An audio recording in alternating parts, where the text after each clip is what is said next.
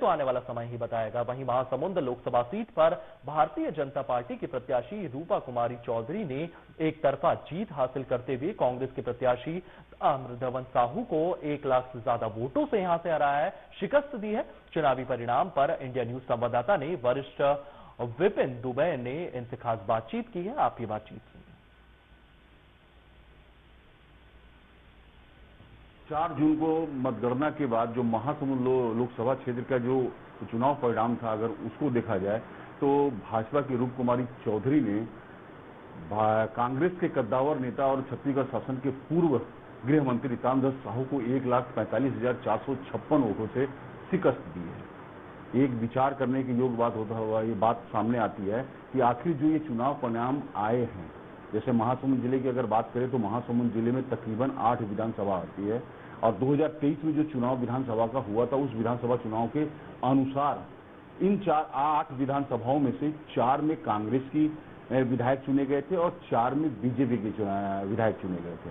और जो आंकड़ा लगाए जा रहे थे, जो समीकरण लगाए जा रहे थे, क्योंकि महासमुंद जिले में साहू बाहुल्य क्षेत्र माना जाता है, तो कहीं न कहीं इन 8 विधानसभाओं में से 5 विधानसभा ऐसे हैं जहां पे साहू बाहुल्य माना जाता था।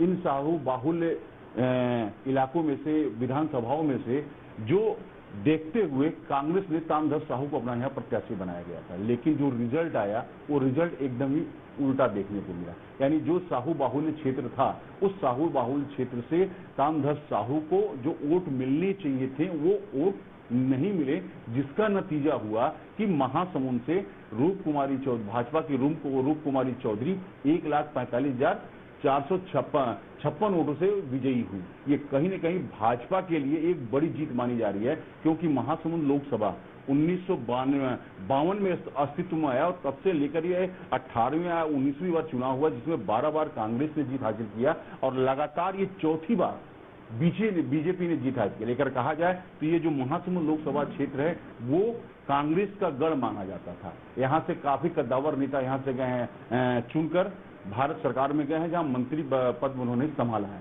आज हमारे इसी बात को चर्चा करने के लिए हमारे साथ महासमुंद के वरिष्ठ पत्रकार और शानदेह दैनिक अखबार संवाद साधना के संपादक विपिन दुबे जी मेरे साथ हैं। मैं इनसे चर्चा करूंगा कि आखिर जो ये रिजल्ट आया है, तो रिजल्ट को अगर देखा जाए तो रिजल्ट के हिसाब से इनका एनालिसिस क्या है, किस विधानसभा में कितने वोट मिले, क्या वजह रही, इन सारी चीजों पर चर्चा। सबसे पहले मैं आपसे जानना चाहूंगी, जो ये रिजल्ट आए हैं, रिजल्ट का एक कागज भी जो आपके सामने है कि अगर किस 8 विधानसभाओं में से किन, तो सबसे पहले आप जो कैसे क्या हुआ आपसे जानना चाहिए।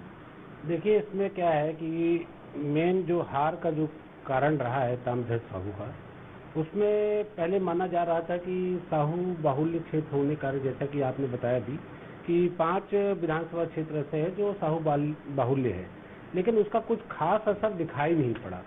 इसके अलावा जहां पिछले विधानसभा चुनाव में जो अभी दिसंबर में हुए, उसमें 4 विधानसभा में कांग्रेस की सरकार रही, विधायक चुने गए, लेकिन अगर फिगर पे हम ध्यान दें तो सबसे ज्यादा जो कांग्रेस के अगेंस्ट में वोट पड़ा वो धमतरी विधानसभा से पड़ा। यहाँ 37,000 से अधिक की बढ़त रूप कुमारी चौधरी को मिली। इसी प्रकार दूसरा जो स्थान था बृंदारनवागढ़ विधानसभा का, यहाँ 27,864 की लीड रूप कुमारी चौधरी को मिली थी।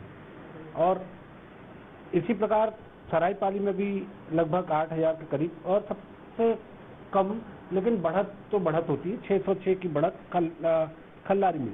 इससे उलट जो है कि जहां पे भाजपा के विधायक थे वहां भी अच्छी लीड मिली थी।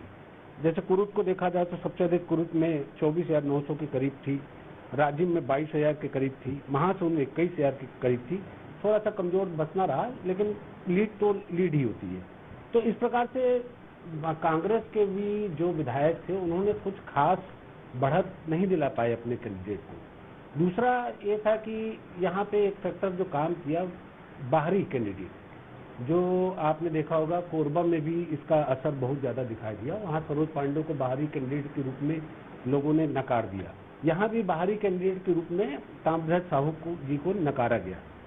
इसका एक इफेक्ट और भी पड़ा। ताम्रध्वज साहू जी गृह मंत्री होने के साथ साथ, राज्य सरकार में गृह मंत्री होने के साथ साथ यहाँ के प्रदेश प्रभारी मंत्री भी थे, लेकिन लोगों का ऐसा मानना था कि उन्होंने इस जिले के लिए कुछ खास गृह मंत्री रहते हुए कुछ खास किया नहीं। साहू समाज से जो बातें निकल के आती रही इस विधानसभा चुनाव के बाद कि वो जब भी किसी मांग या किसी भी चीज के लिए वो जाते थे सामाजिक लोग, तो उनको बहुत अच्छा रिस्पांस नहीं मिला, जिससे वो नाराज थे। फिर भी उन्होंने साहू समाज को साधने के लिए बहुत प्रयास किया और पार्टी ने भी उन्हें टिकट जब दिया तो यही सोच के दिया कि साहू समाज का इफेक्ट इस पे पड़ेगा, लेकिन ऐसा कुछ भी नहीं हुआ। हालांकि देखिए, जो आंकड़े आए हैं, आंकड़ों के हिसाब से शुरू से ही पोस्टल बैलेट से ही रूप कुमारी चौधरी जी जो भाजपा की प्रत्याशी रही, उनको पोस्टल बैलेट से ही लीड मिली। 2000 की लीड तो उनको वहीं से मिल गई। इसके बाद जैसे जैसे राउंड होते गए वैसे वैसे उनको लीड बढ़ती गई। एक भी जगह पे शायद ही एक आध समय में ऐसा हुआ कि तामध्वज साहू को कहीं से लीड मिली हो, बाकी किसी बूथ से, वो भी विधानसभा से नहीं मिली, किसी बूथ से कहीं मिली होगी, लेकिन शुरू से ही बढ़त बनाए हुए थी रूप कुमार चौधरी जी, जिसका परिणाम हुआ कि उनको बहुत अच्छे मार्जिन से, और ये मार्जिन भाजपा में शुरू से ही चर्चा का विषय रहा कि वो करीब 1 लाख वोट से अधिक मतों से जीतेंगे। दूसरा, महालक्ष्मी जो योजना कांग्रेस ने अपने उसमें घोषणा पत्र में रखा, लोग उससे हजम नहीं कर पाए, क्योंकि 8,000 रुपए देना